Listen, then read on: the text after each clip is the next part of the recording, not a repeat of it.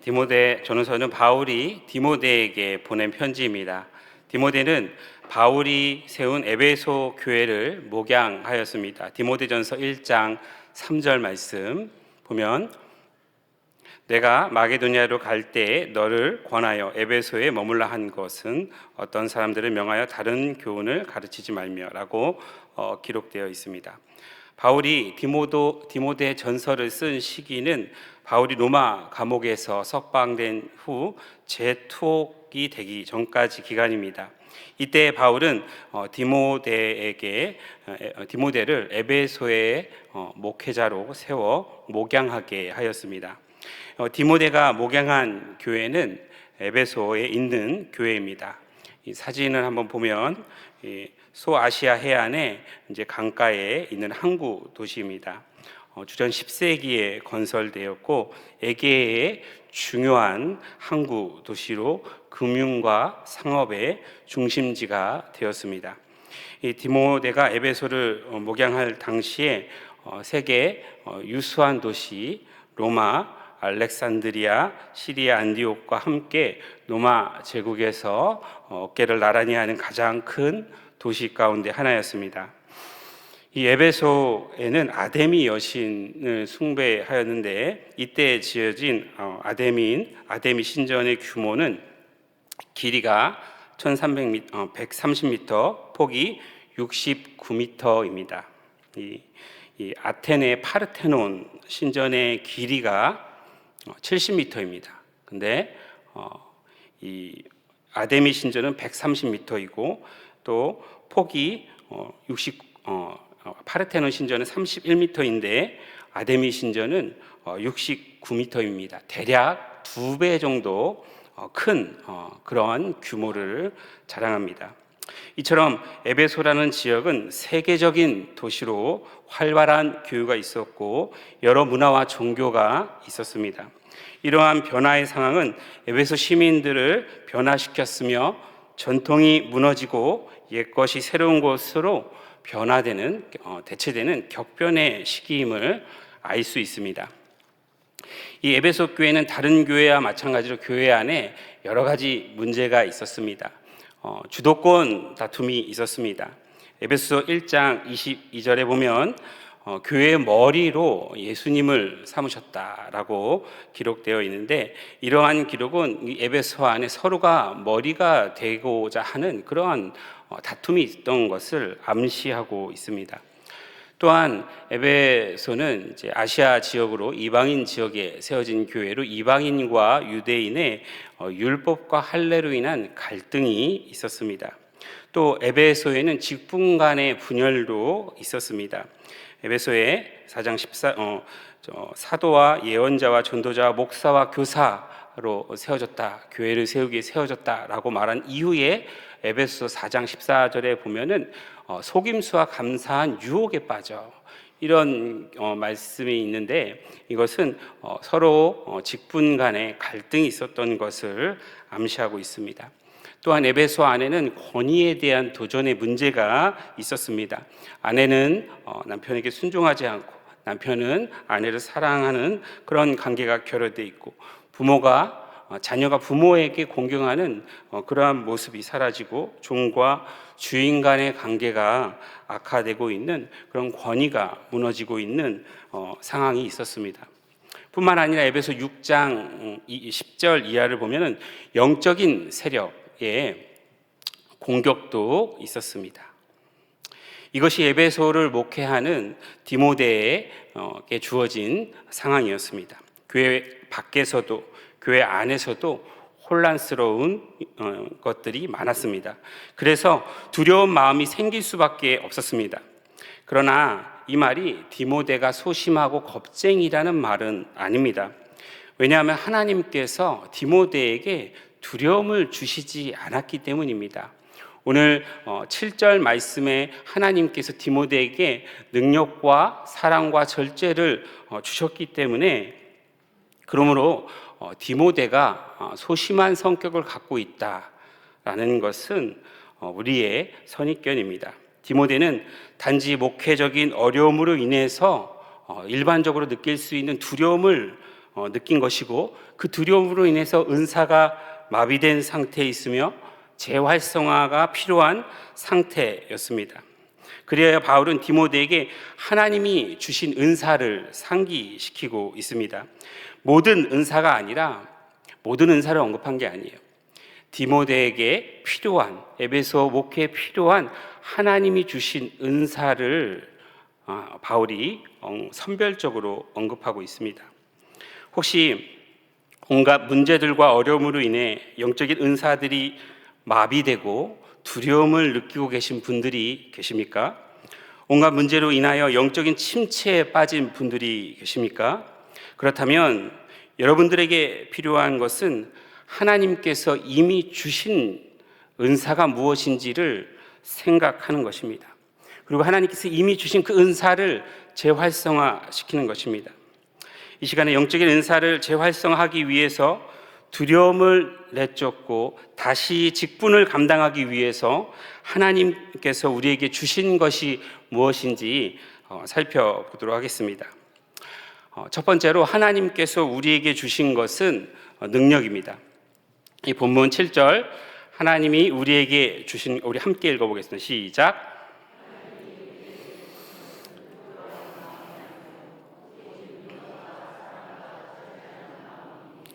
아멘. 바울이 디모데에게 하나님께서 우리에게 주신 첫 번째 은사는 무엇입니까? 능력입니다. 여기서 말하는 능력은 육체적인 능력을 의미하지 않습니다. 운동선수는 신체적인 능력이 좋습니다. 육상 선수는 빠르게 뛸 수 있고, 체조 선수는 몸이 유연합니다. 역도 선수는 무거운 것을 들 수 있는 힘이 있습니다. 그러나 본문 7절의 능력은 그러한 육체적인 능력을 말하는 것이 아닙니다. 이 바울은 많은 능력을 가진 사람입니다. 바울은 가말리엘 문화생입니다. 가말리엘은 당대 최고의 랍비였습니다. 그러한 가말리엘 문화생이 될 수 있었던 것은 바울이 굉장히 지적으로 뛰어난 능력을 갖고 있음을 알 수 있습니다. 또한 바울은 글을 매우 잘 썼습니다. 고린도후서 10장 10절에 보면 그들의 말이, 그의 편지들은 무게가 있고 힘이 있으나 라고 기록하고 있습니다. 바울은 신약 성경을 가장 많이 쓴 저자입니다.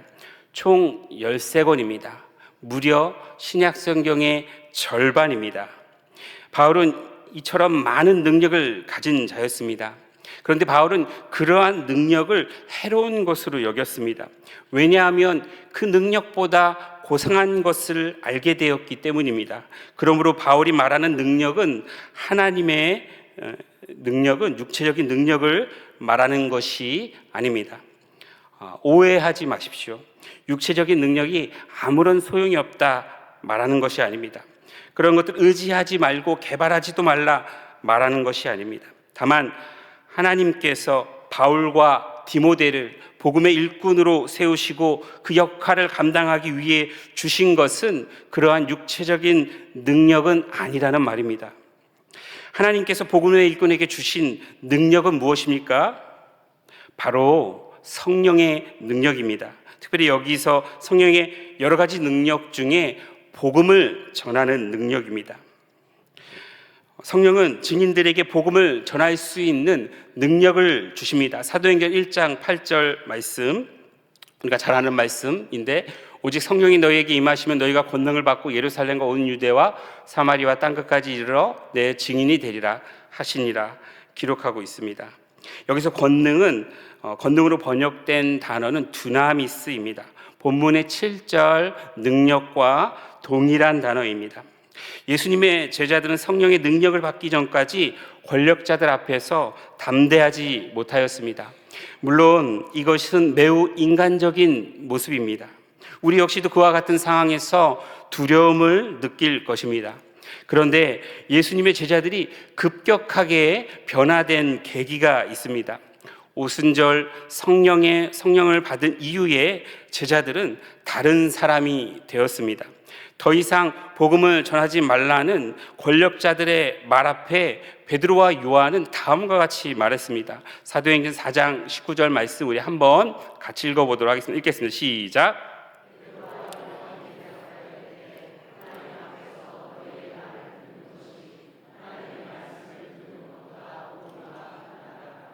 아멘. 이처럼 사도들이 갑작스럽게 변화된 이유는 무엇입니까? 그들이 말 잘하는 훈련을 받았기 때문입니까? 아니면 진짜로 술에 취했기 때문입니까? 아닙니다. 이 성령의 능력이 베드로와 요한을 담대하게 복음을 전할 수 있게 하였기 때문입니다. 이 성령의 능력은 능력 있게 복음을 증거하게만 합니까? 성령의 능력은 듣는 자가 복음을 받아들이도록 합니다. 데살로니가 전서 1장 5절 말씀 우리 함께 읽겠습니다. 시작.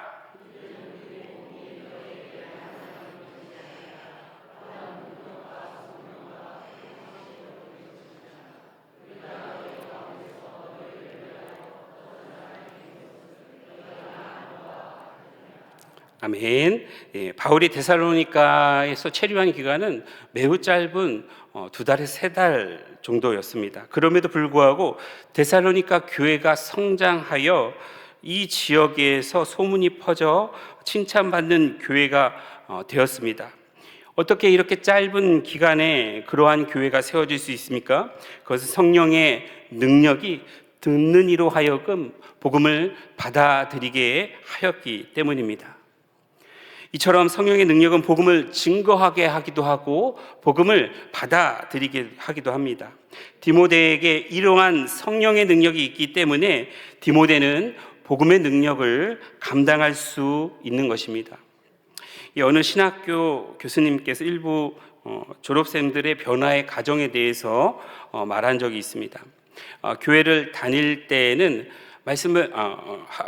신학교를 다닐 때는 말씀을 진지하게 보다가 졸업하면은 다른 것을 붙잡는다고 합니다. 어떤 목회자는 프로그램을 매달리고 어떤 목회자는 사람들을 붙잡는다고 합니다. 또 어떤 목회자는 여러 가지 이런저런 좋다 하는 것들을 시도한다고 합니다. 그렇게 10년을 보내고 10년 이후에 이게 아니구나 깨닫게 된다고 합니다. 그리고 다시 말씀을 붙잡게 된다고 합니다. 물론 프로그램이 필요 없다는 말도 아니요, 사람이 중요하지 않다는 말도 아닙니다. 모두 유익합니다. 다만 하나님께서 목양하게 하기 위해서 주신 근본적인 능력, 그것은 바로 성령의 능력이라는 것입니다. 이 디모데후서 1장 8절을 보면 후반절에 하나님의 능력에 따라 복음과 함께 고난을 받으라 기록하고 있습니다. 디모데가 붙잡아야 할 것은 어떤 사람도 아니요, 어떤 방식도 아닙니다. 오직 하나님의 능력을 붙잡아야 합니다. 그 능력은 무엇입니까? 성령의 능력에 따라 복음을 전하는 것입니다. 이것이 주 안에서 여러 위치에 여러 사명자들에게 사명을 맡은 우리에게도 동일합니다. 여러분이 맡은 직분이 무엇이건 맡은 역할이 무엇이건 여러분들이 붙잡아야 할 것은 어떤 방식도 아니요, 어떤 힘 있는 사람도 아니요, 여러분의 재능도 아닙니다. 교회의 직분을 감당하기 위해 여러분이 붙잡아야 할 것은 오직 성령의 능력입니다. 이 능력이 여러분의 역할을 감당하게 하고 두려움을 이겨내게 하고 고난을 견뎌내게 합니다. 일을 하시고 성령의 능력을 쫓아 사명을 감당하는 모든 직분자 되시기를 바랍니다. 둘째, 하나님께서 우리에게 주신 두 번째는 바로 사랑입니다. 본문 7절 말씀 우리 다시 한번 읽어보도록 하겠습니다. 읽겠습니다. 시작.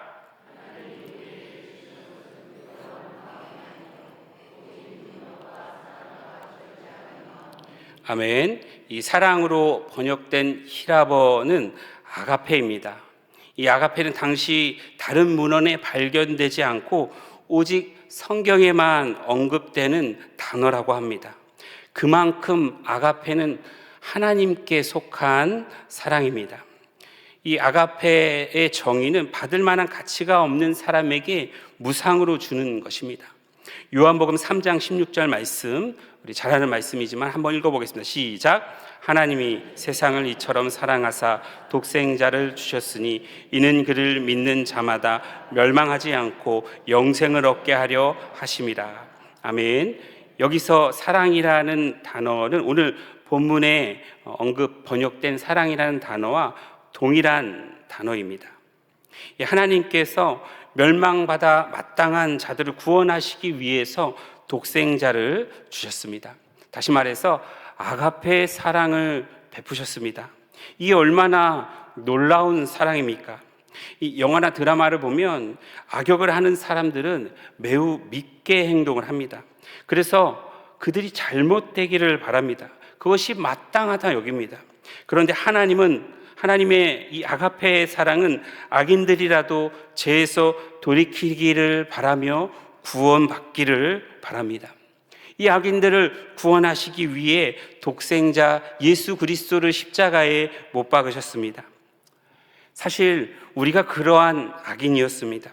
극한 방탕한 삶을 살았으며 하나님의 자리를 박탈하여 자기가 주인인 인생을 살았으며 하나님을 영화롭게 하지도 않았기 때문입니다.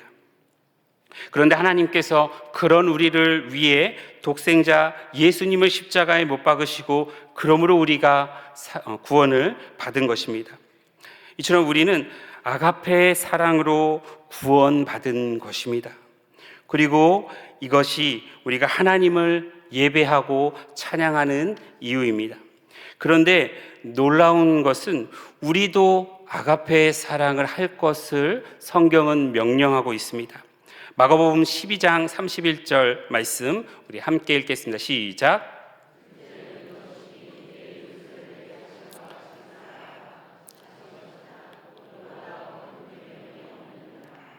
아멘. 여기서 사랑하라 기록된 이 사랑이라는 단어가 사랑의 동사형 아가파오입니다.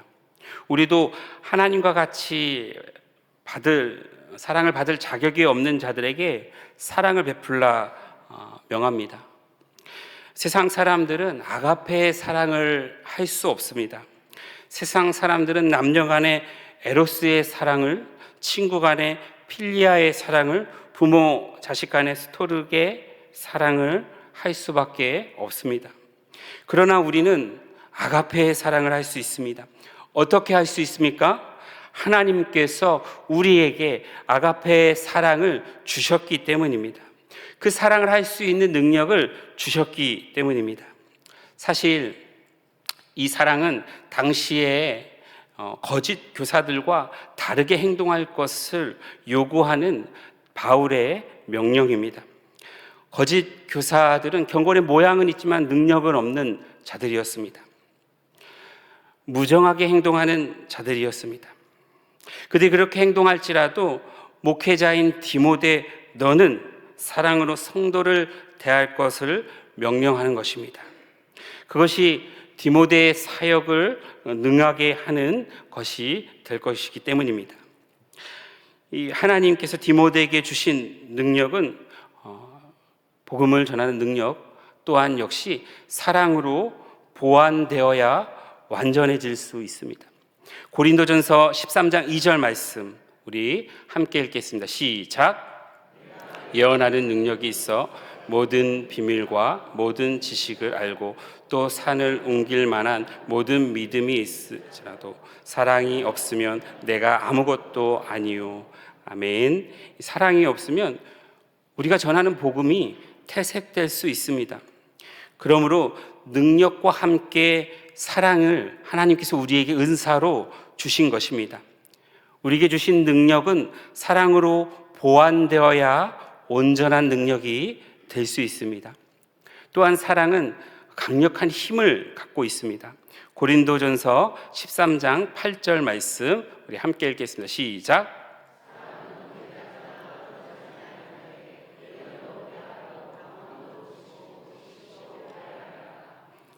아멘. 사랑이 가장 영원하다 말합니다.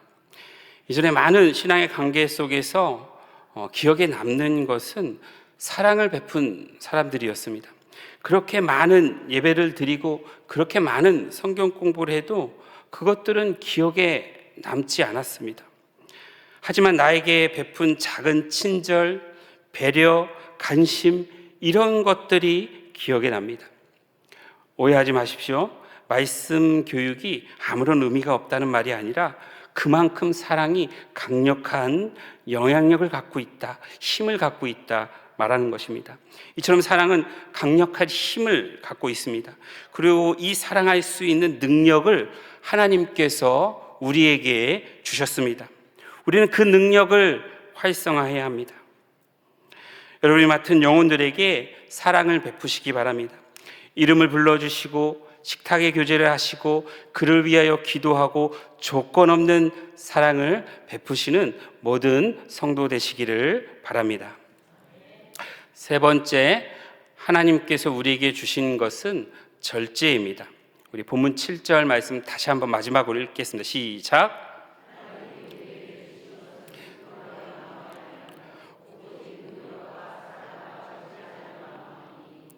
아멘.